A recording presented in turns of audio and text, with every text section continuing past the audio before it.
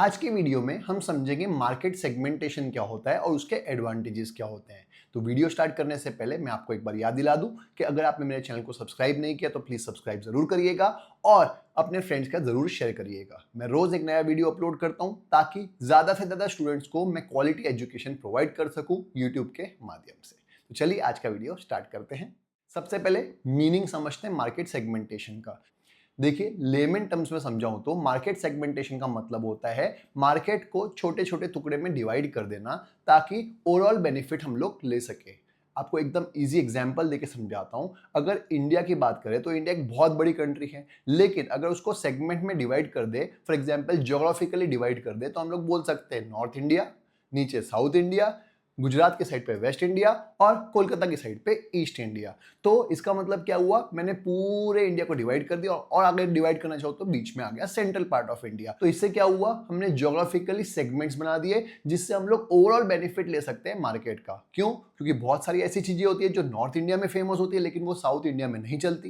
In the same way कुछ चीजें ऐसी होंगी जो साउथ इंडिया में बहुत फेमस है लेकिन नॉर्थ में नहीं चलती। तो अगर हमने मार्केट को डिवाइड कर दिया सेगमेंट में तो हम लोग ओवरऑल मार्केट का बेनिफिट ले सकते हैं।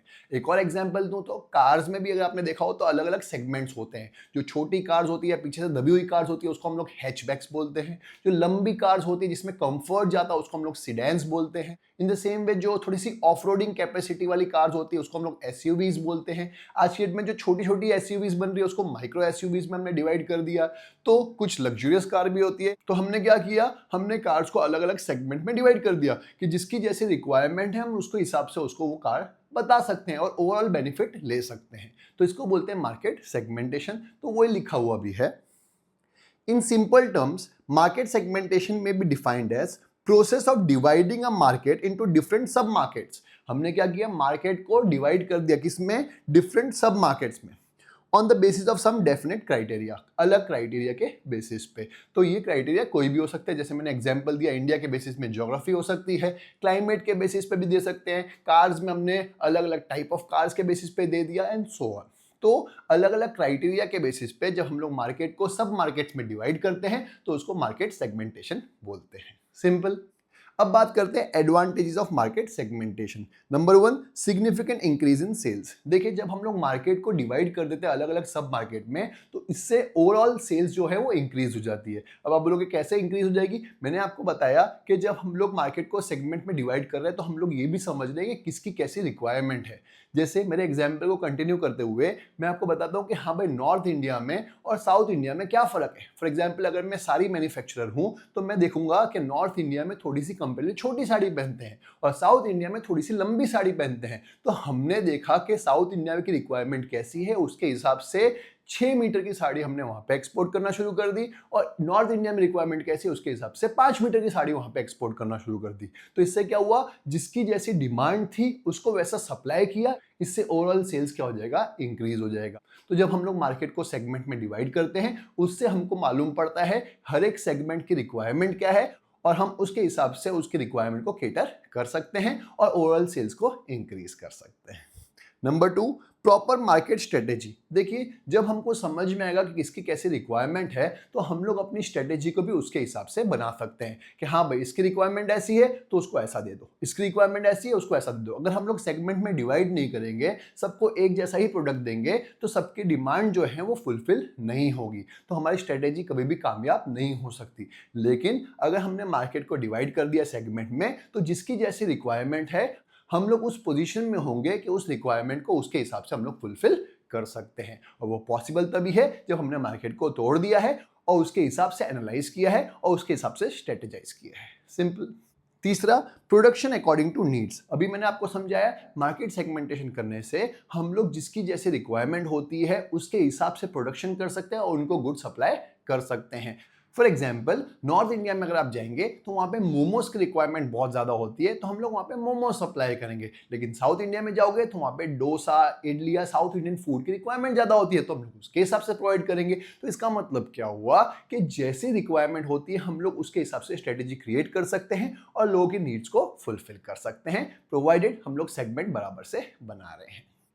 चौथा, स्पेशलाइजेशन इन मैनेजमेंट। देखिए, अगर मार्केट को सेगमेंट वाइज डिवाइड कर दिया है तो हम लोग किसी फील्ड में स्पेशलाइजेशन भी कर सकते हैं। हम लोग को पता चलेगा कि इसकी कैसी रिक्वायरमेंट है और हम लोग उसको फुलफिल करने के लिए उसी फील्ड में स्पेशलाइज कर लेंगे। आपने देखा होगा आज की डेट में जो डॉक्टर्स होते हैं वो ना स्पेशलाइजेशन कर रहे हैं। कुछ होते हैं जो नी स्पेशलिस्ट होते हैं, कुछ होते हैं जो एल्बो स्पेशलिस्ट होते हैं, कुछ होते हैं जो सिर्फ और सिर्फ स्किन स्पेशलिस्ट होते हैं। तो इसका मतलब क्या है, ऐसा नहीं कि उन्होंने डॉक्टर की पढ़ाई पूरी नहीं की, पर उन्होंने कोई स्पेसिफिक पढ़ाई ज्यादा अच्छे से कर ली है और वो उस फील्ड में एक्सपर्ट बन गए या स्पेशलाइज्ड बन गए।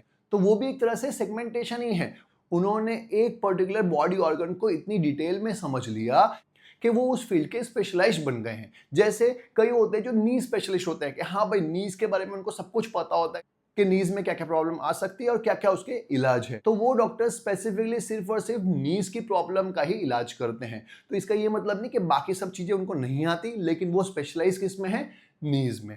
तो इसी को हम लोग क्या बोलते हैं, मार्केट सेगमेंटेशन, कि उन्होंने सेगमेंट में डिवाइड कर दिया और एक स्पेसिफिकली चीज में स्पेशलाइजेशन ले ली। Simple. Fifth, information market opportunity. इससे होगा क्या, जब हम लोग मार्केट को डिवाइड करते हैं अलग अलग सेगमेंट में तो हम लोग को अपॉर्चुनिटीज बहुत इजीली दिखने लग जाती है। कंपनी को दिखता है कि हाँ भाई ये आने वाली अपॉर्चुनिटी है तो उसको ग्रैब कर सकते हैं। जैसे अगर आप देख रहे हो तो कुछ सालों से इंडिया में एसयूवीज की डिमांड बहुत बढ़ गई है, स्पेशली आफ्टर कोविड। क्यों? लोगों को लग रहा है कि हम लोग को भी घूमने जाना है और घूमने जाने के लिए थोड़ी सी ऑफ रोडिंग कैपेबिलिटी होनी चाहिए कार में।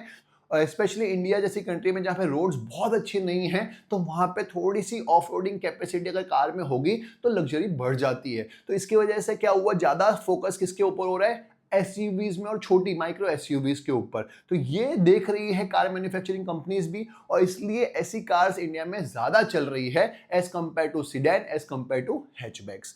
तो इससे क्या होता है, मार्केट अपॉर्चुनिटीज का ध्यान रहता है हमेशा और कंपनी उसके हिसाब से प्रोडक्शन कर सकती है और मार्केट का बेनिफिट ले सकती है। Sixth, adjustment to changing circumstances. देखिए अगर कंपनी ने मार्केट को डिवाइड कर दिया अलग अलग सेगमेंट में तो जिस सेगमेंट में जैसा चेंज आ रहा है वो उसको इजीली अडेप्ट भी कर पाएगी कि हाँ भाई इस सेगमेंट में ये चेंज आ रहा है तो उसको अडेप्ट कर लेगी। पूरे मार्केट में चेंज करने की जरूरत नहीं, लेकिन स्पेसिफिकली इस सेगमेंट में चेंज आ रहा है तो हम लोग उसके लिए चेंज को कैटर कर देंगे। तो इसका मतलब क्या होता है, जब हम लोग मार्केट को डिवाइड करते हैं सेगमेंट में तो हम लोग जो बदलती सर्कमस्टेंसेस हैं, बदलते माहौल है, उसको इजीली कैचअप कर सकते हैं एज कंपेयर टू अगर मार्केट को सेगमेंट में डिवाइड ना करें तो अगर मार्केट को सेगमेंट में डिवाइड कर दिया है तो इसका मतलब बहुत सारे चेंजेस ऐसे हैं जो हम लोग इजीली कैच कर पाएंगे, क्योंकि एक ही इंसान काम नहीं कर रहा, अलग अलग सेगमेंट में अलग अलग लोग काम कर रहे हैं और अलग अलग लोग काम कर रहे हैं तो स्पेशलाइजेशन का बेनिफिट मिलता ही है, चेंजिंग सर्कमस्टेंसेस का बेनिफिट भी मिलता ही है। Seventh, beneficial to customers. देखिए मार्केट सेगमेंटेशन का फायदा कंपनी को तो मिलता ही है, कस्टमर्स को भी मिलता है। अगर हम लोग कार के एग्जाम्पल को ही कंटिन्यू करें तो मारुति सुजुकी अलग अलग सेगमेंट में काम आती है कि हाँ भाई छोटी गाड़ी है तो उसके पास ऑल्टो भी है, थोड़ी सी ऊपर जाना है तो उसके पास स्विफ्ट भी है, थोड़ा सा और प्रीमियम चाहिए तो उसके पास बलेनो भी है, थोड़ा सा और ऊपर जाएंगे तो उसके पास एस क्रॉस भी है, थोड़ा सा और ऊपर जाएंगे तो उसके पास विटारा ब्रेजा भी है एंड सो ऑन। तो इसका मतलब क्या हुआ, उसने अलग अलग सेगमेंट में कार बना दी कि जिसकी जैसी रिक्वायरमेंट है उसके हिसाब से वो कार सप्लाई कर सकते हैं। तो कस्टमर को भी चॉइस मिल जाती है कि अगर उसको मारुति की कार लेनी है तो अलग अलग सेगमेंट में अलग अलग कार्स हैं, जिसको जैसी रिक्वायरमेंट है वो ले सकता है। तो कस्टमर को भी चॉइस मिलती है अगर सेगमेंट में डिवाइड कर दिया है तो। 8, beneficial to the society. Market segmentation का फायदा सिर्फ और सिर्फ कंपनी और कस्टमर्स के साथ साथ किसको होता है, गवर्नमेंट को भी होता है और सोसाइटी को भी होता है। सोसाइटी को भी एम्प्लॉयमेंट मिलती है क्योंकि अलग अलग सेगमेंट में डिवाइड करेंगे तो अलग अलग सेगमेंट में एम्प्लॉयमेंट भी जनरेट होता है, अलग अलग टाइप के लोग कंपनी के साथ जुड़ते हैं और जिसकी वजह से ओवरऑल बेनिफिट मिलता है किसको, सोसाइटी को। कैसे, एम्प्लॉयमेंट जनरेशन के थ्रू और गवर्नमेंट को टैक्सेस के through. 9th, better use of resources. Market segmentation का एक बहुत बड़ा फायदा है कि जिस सेगमेंट में जो चीज बच जाती है वो वेस्ट नहीं होती, दूसरे सेगमेंट में कहीं ना कहीं पे इनपुट बन जाती है। अगर मार्केट को अलग अलग सेगमेंट में डिवाइड कर दिया है तो हो सकता है एक सेगमेंट का जो वेस्ट होता है वो दूसरी सेगमेंट का एक क्रूशियल इनपुट बन जाता है। तो इसका मतलब क्या हुआ, ओवरऑल रिसोर्सेज जो है हम लोग अच्छे से मैनेज कर पाते हैं और वेस्टेज कम हो जाती है। सिंपल।